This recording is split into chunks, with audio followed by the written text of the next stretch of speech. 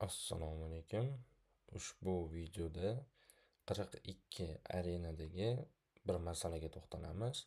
Demak, ushbu masala demak matritsani transpoz qilish, ya'ni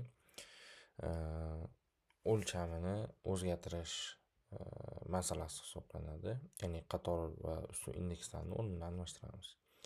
Demak, funksiyamiz bor. Bizda def transpose matrix degan, unga list keladi va u list qaytaradi, ya'ni transportirovka deyiladi. Xuddi shunday holatda qaytaradi. Mana misol tariqasida berib qo'yilgan. Mana matritsa kelyapti ushbu holatda, ya'ni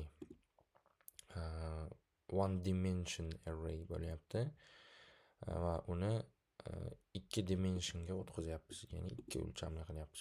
Bir o'lchamli kelyapti.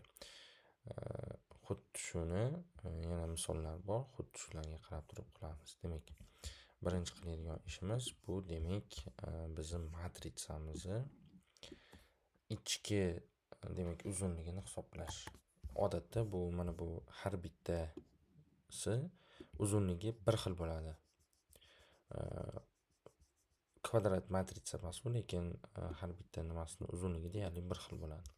Shuning uchun aytamiz. Hop, for I in range len, ya'ni matrixda demak birinchisi 0-chi elementi deylik. Ya'ni mana bu 0-chi elementi kelyapti. Buni demak uzunligida harakat qilamiz, chunki qolganlari xuddi shunga yarasha bir xil bo'ladi. Hop, uni ichiga kirganimizdan keyin endi umumiy matritsani uzunligida ketamiz, chunki har bittasini elementiga murojaat qilamiz. For in range len matrix o'zida ketamiz. Hop, endi bitta yangi transpose matrix degan list ochib olaylik va buni row sifatida qo'shib ketamiz. One row deymiz, ya'ni yangi row har bitta iteratsiyada qo'shiladi va har bitta one rowga nima qilamiz? Append sifatida list bo'lgani uchun hop biz matritsamizni, ya'ni bunday hisoblaydigan bo'lsak, mana bu demak bu qismi hozir kelayotgandagi mana bu I bo'ladi va bu, ya'ni mana bu qismi I bo'ladi, mana bu qismi J bo'ladi. Xuddi shu uchun matritsani demak I'sini demak J'sini qo'shib ketamiz. Ya'ni hozir adashibmiz, J'sini I'sini qo'shib ketamiz. Ya'ni hop, birinchi bizda birinchi I 0 keladi, keyin J'miz 0, ya'ni 0 0-si, ya'ni 0-chi indeks, 0 indeks, keyingisi 0 1 bo'lyapti.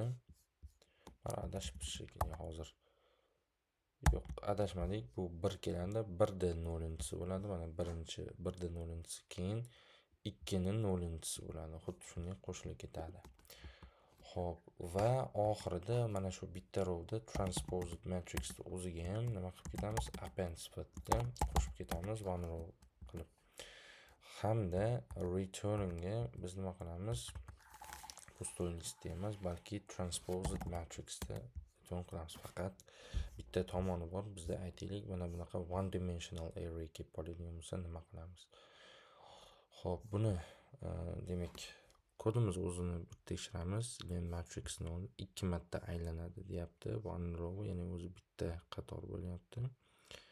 J o'zi bitta bo'lgani uchun xuddi shunday yuritib ko'ramiz. Qani. Hop, 4 ta testimizdan o'tdi. Endi yuborish tezamiz. Agar xato bo'lsa, to'g'rilaymiz. Hop, testimizdan o'tyapti, muvaffaqiyatli o'tdi. Demak, yozgan kodimiz to'g'ri ekan. Iloji boricha buni optimizatsiya qilish yaxshi bo'ladi, lekin mana umumiy testdan o'tdi.